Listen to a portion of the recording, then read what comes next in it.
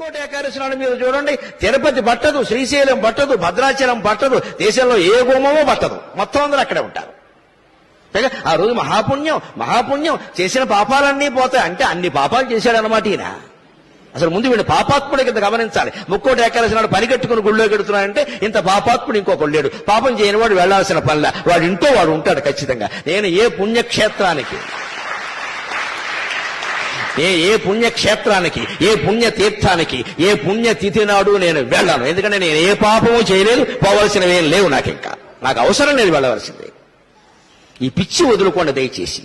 ఎందుకంటే ప్రమాదాలు అక్కడే జరుగుతున్నాయి. ఒకే క్షేత్రం, ఒకే రోజు, ఒకే సమయం. గోదావరి పుష్కరాల్లో 30 మంది ఎందుకు చచ్చిపోయారో అందరికీ తెలుసు. అదే రోజు, అదే ముహూర్తం. అంటే అవి అలాగే జరుగుతాయి. ఏమిటా పిచ్చి, ఏమిటా వెర్రి? ముక్కోటి ఏకాదశి నాడు పెడతారా? మర్నాడు వెళ్ళండమ్మా, 3 రోజులు అయ్యాక వెళ్ళండమ్మా. విష్ణుమూర్తి ఏమైనా కోప్పడతాడా? ఉత్తర